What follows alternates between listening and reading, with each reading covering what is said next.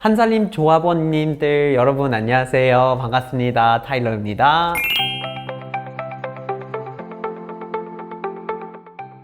저는 일단 이제 고향이 미국 동북부에 있는 버몬트라는 주인데요. 좀 학교에서 농업을 배워야 되고 자급자족이 굉장히 중요한 교육관 중에 있고요. 그리고 미국에서 최초로 100% 재생에너지로 돌아가는 도시가 버몬트에 있기도 하고요. 그래서 우리 힘으로 알아서 살아나가는 거를 버몬트에서 굉장히 중요시하고 있어요. 그래서 그런 문화적인 환경에서 자랐기 때문에 그런 가치관이 처음부터 있었고, 자연스럽게 그 환경에 대한 어떤 뭔가 연결고리가 느껴지는 게 있고, 그게 중요하게 좀 인식이 되는 것 같아요. 나중에 버몬트 나와서 도시 생활을 하고 소위 말해서 현실 세계에서 일을 이렇게 살게 되었을 때는 환경과의 어떤 직접적인 연결고리가 없어졌어요. 환경이 항상 뭔가 되게 멀리 있는 여러 가지 차원으로 떨어져 있는 걸로 인식이 되기 시작했던 것 같아요. 그래도 중요하게 생각을 했지만 한국으로 이사를 하고 나니까 그 대기오염 문제가 엄청나게 심하다는 거를 많이 느꼈던 것 같아요. 그래서 소위 말해서 미세먼지라는 게 이제 대기오염이 진짜 너무나 심각해져가지고 한강 반대편이 안 보일 정도였던 거예요. 근데 그러면 저는 생각할 수밖에 없는 게, 저의 직접적인 환경이 이런 건데 그러면 나중에 나이가 많고 아프면 그거에 대한 책임이 누가 져야 되는 걸까? 이런 질문이 떠오를 수밖에 없잖아요. 그러면은 이거에 대해서 불만이 있으면 말을 해야 되는 건가? 왜 이렇게 돌아가고 있는지에서 알아야 되는 게 아닌가 하고 직접적인 환경에 대한 관심이 좀 많이 가기 시작했던 것 같아요. 어쩌다가 이제 WWF라는 이제 세계 자연기금 자연보전단체에서 홍보대사를 하게 됐는데, 그 활동하면서 좀 한 단계 환경에 대한 인식이 업그레이드가 됐던 거예요. 처음에는 있었다는 거를 알고 있었지만 판다를 보호한다고 해서 대기권에 있는 이산화탄소를 줄일 수 있다는 거가 연결이 안 됐던 거예요. 저는 거기서 활동을 하고 나니까 이해를 더 하게 되고, 진짜 상황이 심각한데 사람들이 모르고 있는 것도 많고, 그러면 이 얘기를 하고 다녀야 되겠네 하고 이제 좀 더 하고 다니고,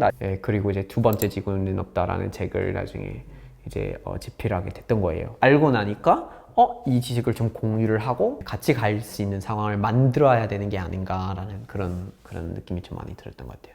그렇죠. 그 독립성하고 연결이 되는데요. 근데 가장 쉽게 설명을 하자면 돈 때문이에요. 돈 때문이에요. 제가 지금 30대 초반이고 우리가 이제 2021년인데요. 제가 은퇴를 할 수 있을 때가 2050년을 살짝 넘었을 때예요. 그런데 이미 지금 있는 상태로 가면은 2050년이 되었을 때 인천에 있는 국제공항 영종도가 없고, 송도가 없고, 김해공항이 없고, 군산이 침수되어 있고요. 충남, 이제 전북 지역이 굉장히 많이 이제 피해를 보게 되는데, 한국의 식량 확보하는 게 매우 많은 어려움이 있는 시기가 될 거거든요. 그러면 제가 만들어 나가는 삶의 터전이 없어요. 없어요.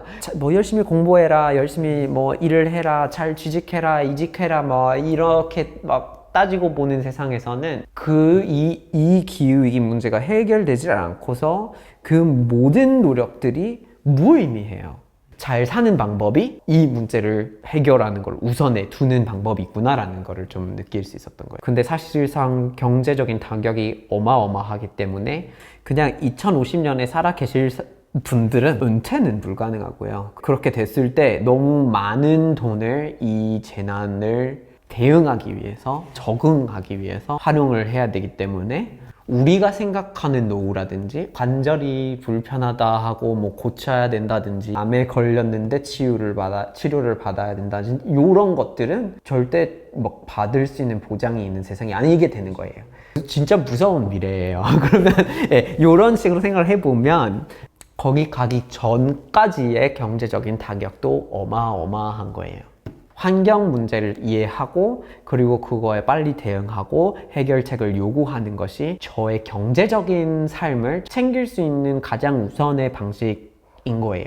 기후위기나 이제 환경에 대해서 책을 쓰게 된 계기는 확실히 있어요. 그러니까 저는 전문가가 아닌데 이 말을 꼭 해야겠고, 제가 다른 사람보다 잘할 수 있다가 아니라 이 말을 못 참아서 해야만 하겠다는 생각에서 나온 부분이에요. 그 환경은 움직이는 파트가 진짜 많고 복합적으로 다 연결이 되어 있어요. 그래서 물 얘기를 하면 그 물 얘기가 또 산림하고 관련도 있고 생명 다양성하고 또 관련이 있고 여러 가지 이렇게 떼어 놓을 수가 없어요. 그런데 사람한테 가장 잘 와닿고 이 전체를 인식하고 이해하고 아 이래서 문제가 있구나 라는 거를 느낄 수 있기 위해 적합한 게 기후위기 전체로 보는 거라고 저는 생각을 했어요. 그래서 가장 큰 문제부터 잡고 그 다음에 그 안에 일부가 되는 부분을 확인해 나가는 식이 조금 더 이해도를 향상시켜 줄 수 있는 접근법이 아닐까 싶은 생각이 들어서 저도 워낙 사실 이 문제에 대해서 배웠을 때도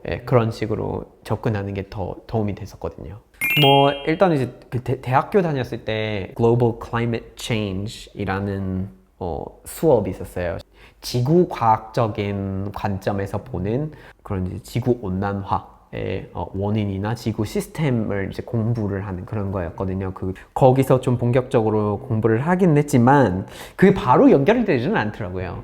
가장 많이 배울 수 있었던 곳이 사실 세계자연기금이었어요. 다 연결을 시켜놓고 큰 그림을 그릴 수 있었던 게 거기서 매년 생태 보고서가 나오는 게 있어요. 근데 그 생태 보고서가 사람의 경제를 포함시켜서 말하는 거예요. 인류를 따로 이렇게 환경이랑 같이 자연이랑 같이 보지를 않고 따로 움직인다고 생각하는 사람이 많은데 세계자연기금에서는 이게 다 한 덩어리라고 생각을 하기 때문에 인간이 갖고 있는 경제적인 부분이 이 전체 생태계 안에 있다고 보는 거라서 그런 보고서를 보고 그런 보고서를 만드시는 분들하고 소통을 하면서 그죠 더 많이 이해를 할 수 있는 기회가 됐던 것 같아요. 기후위기의 원인이 사람이에요.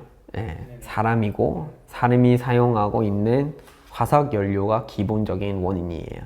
그런데 우리가 그 원인이 어떤 위기를 만들어 나가고 있는지를 파악하고 이해를 하려면 그러니까 우리 모든 행동이 어떻게 환경에까지 그 자연에까지 이어지는지를 상상할 수 있는 능력이 있어야 되는 거예요. 이 밥 한 그릇 안에 전 세계가 안에 들어와 있는 부분이라든지 그거를 상상해 볼 수 있어야 되는 거예요. 밥을 먹는데 거기에 쌀이 만약에 필리핀에서 들어왔으면 그러면 필리핀 사람이 만들었겠다 하고 이렇게 끝나버리면 안 되는 거예요. 이렇게 정답이 안 나오겠지만 이 하나의 어떤 물건이나 서비스 뒤에 이거를 만들어내기까지의 복합적인 과정이 있었겠구나 라는 깨달음, 이게 있어야만 기후위기를 해결할 수가 있어요. 안 그러면은 그냥 내 눈앞에 있는 것만 중요한 거고 전 세계를 생각할 필요가 없는 거잖아요.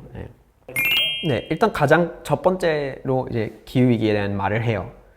기후위기나 환경이라는 주제가 나오면 이 말을 하면 되나 하고 막 이렇게 약간 말 조심하지 않고 그냥 얘기를 해요. 그게 첫 번째로 가장 중요한 것 같아요. 왜냐면 더 많은 사람들이 이 문제에 대해서 인식을 해야지 같이 해결해 나갈 수가 있어요. 그러니까 말을 일단 하고 다니고요. 그리고 인증이 되어 있는 제품을 가능한 구매하려고 노력을 하고 있고, 기업들이 만약에 그 인증을 찍어주면 그 인증을 찍어주는 기업의 제품이나 서비스를 추천해요. 그러니까 소비자로서 저의 구매권을 이용해 가지고 가치관을 주장하는 행위로 활용을 하고 있어요. 그리고 투표를 할 때 저는 이제 미국에서 장거리로 투표를 할 수가 있어요. 그래서 저번에 이제 대선을 하거나 경선을 했을 때는 제 선거구에 해당되는 그 후보들의 계획을 보고 화석 연료를 탈퇴해 가지고 안 쓰는 방향으로 가는 거에 대한 계획이 있거나 그런 계획에 동의한 적이 있는 사람만 뽑았어요. 1인만 혼자서 해결할 수 없는 문제를 좀 더 같이 해결할 수 있는 방법이 될 수 있을 것 같아요. 소비자로서 구매권을 행사하고 시민으로서 투표권을 행사하는 것이 가장 문제를 해결할 수 있는 방법이에요. 이미 하고 계실 것 같은데, 근데 이제 이미 커뮤니티가 이미 형성이 되어 있는 것 같아요. 그래서 막 말을 하고 다니는 게 가장 중요한 것처럼 지식을 공유할 수 있는 어떤 커뮤니티 형성이 중요해요. 그 부분이 이제 첫 번째 필요한 것 같고, 우리가 이제 환경을 챙기는 거에 대해서 이렇게 나는 진짜 잘하고 싶고 피해가 되는 거를 하나도 안 하고 싶은 거예요. 그러면 와 온전히 막 완전 채식할 거다, 완전 비건 할 거다, 이렇게 막 해버리는 경우가 있어요. 근데 그런 건 나쁘지는 않아요. 그런데 그런 거 해버리면 대중적이지는 못하기 때문에 퍼지지를 못해요. 그러면 더 많은 사람들이 참여를 못 하거든요. 그래서 한살림에서는 어떻게 하면 일반 소비자가 좀 더 쉽게 가입하고 좀 더 쉽게 이용을 할 수 있는지를 고민해 보는 게 나쁘지 않은 것 같아요. 더 많은 사람들이 참여를 할 수 있는 길을 만드는 게 중요한 것 같아요.